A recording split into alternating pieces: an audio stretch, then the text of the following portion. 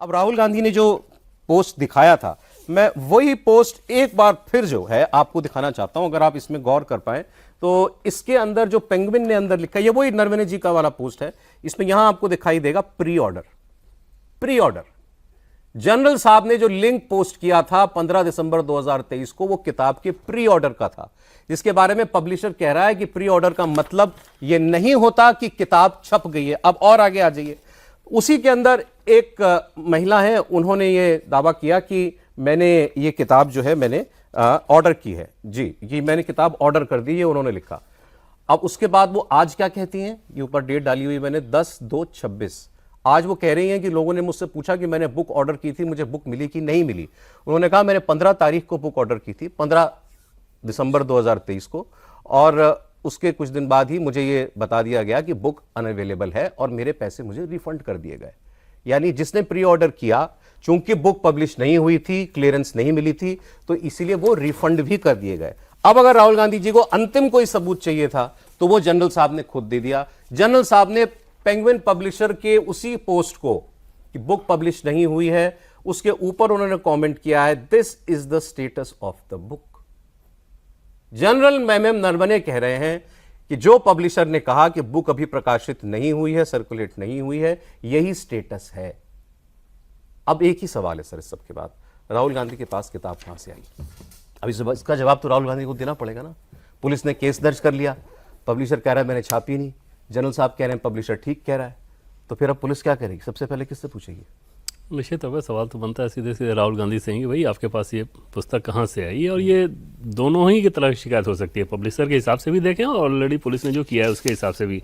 पहले जब राहुल गांधी से ये पूछा गया था कि आपको ये पुस्तक कहाँ मिली, जिस दिन वो लेके आए थे उसके अगले दिन, तब उन्होंने कहा था कि एक ऑनलाइन प्लेटफॉर्म का नाम लेके बताया कि वहाँ पे ये बुक अवेलेबल है, जबकि हकीकत ये है कि वहाँ पे अमेज़न का नाम लिया, अमेज़न पे अवेलेबल नहीं है। अगर अवेलेबल नहीं है तो फिर समझा जा सकता है कि आखिर किस तरीके से, और वो एक डमी कॉपी लेके आप नहीं आए थे, और राहुल गांधी बकायदा दिखा रहे थे कि हाँ मैं ये तो लेके आया हूँ पुस्तक, अब पन्ने पलटते हुए जा रहे थे। तो निश्चित तौर पर वो सवाल तो अब उस सवाल अमेज़न का स्क्रीनशॉट है, इसको मत लीजिएगा, मैं वैसे ही दिखा दे रहा हूँ। अमेज़न का भी आप अभी चले जाएंगे तो वो दिखा रहा है कि नॉट अवेलेबल है जी।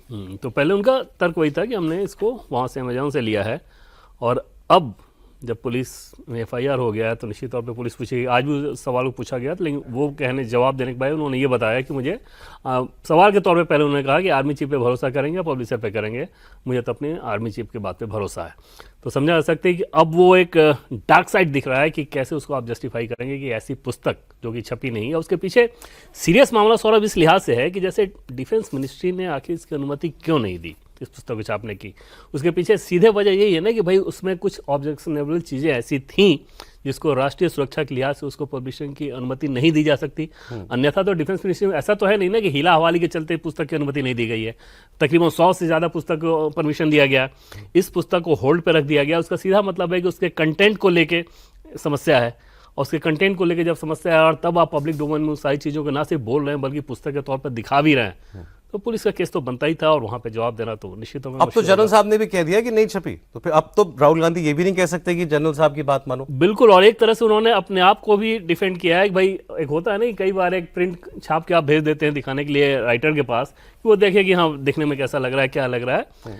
एक तो डिफेंस की बुक पे पेंगुइन इतना आगे गया होगा ये मानना बड़ा मुश्किल है कि भाई आप इतना पैसा इन्वेस्ट कर दो और वो कल को अनुमति ना मिले तो फिर वो पैसा जाएगा कहाँ।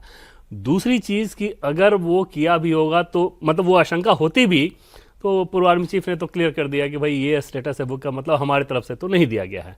अब अगर उनके तरफ से भी नहीं दिया गया है, पब्लिशर की तरफ से नहीं दिया गया, अमेज़न कह रहा है अमेज़न पे उपलब्ध नहीं है, तो फिर राहुल गांधी को कहाँ से मिला? एक बड़ा देखिए कई किस्म की ब्रीच का मामला है। एक तो राहुल गांधी ने जिद की कि मैं ये अनक्लियर्ड किताब, जो एक किताब जिसको क्लियरेंस नहीं है, मैं उसको कोट करूंगा। उन्होंने रक्षा मंत्री पे इल्जाम लगाया कि वो झूठ बोल रहे हैं। फिर उन्होंने पब्लिशर पर उन्होंने शक किया।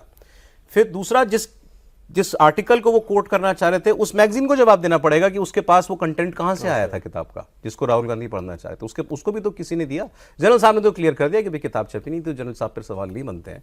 मगर आप ये सोचिए कि ये मामला कितना बड़ा बन गया और अभी हम इसके ऊपर आएंगे। हमने पहले भी प्रोग्राम किया कि वो जो राहुल गांधी बताना चाहते थे उसमें कोई कंट्रोवर्सी थी भी कि नहीं थी। नहीं, लेकिन सौरभ जी मैं थोड़ा सा ये इससे ज़्यादा दिल्ली पुलिस से ज़्यादा, मैं 2-3 पॉइंट आपने शुरू में कहा ना कि जो और लोग नहीं बात कर रहे हैं वो बात आप करते हैं। बिल्कुल सर। इसीलिए ये देखिए कि ये ऑफिशियल सीक्रेट एक्ट के तहत होता है।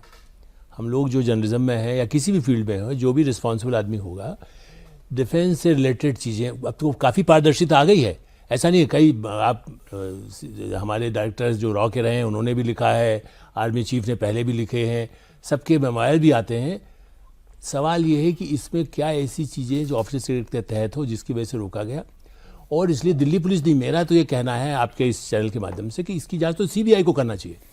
मेरा ये कहना है कि foreign power they interested to destabilise हर चीज़ को हमारे यहाँ करते हैं, जितने रक्षा के दलाल हैं। जब आप देखिए रिकॉर्ड में, जब भी हम कोई डील, मान लो अमेरिका के साथ अभी हमारा चल रहा है, डिफेंस के भी चीज़ें हैं ना, खाली इससे नहीं चल रहा है, फ्रांस के साथ, यूरोप के साथ, कि उस समय में आर्मी और उनके बीच में एक अलग मतभेदता दिखाई दे।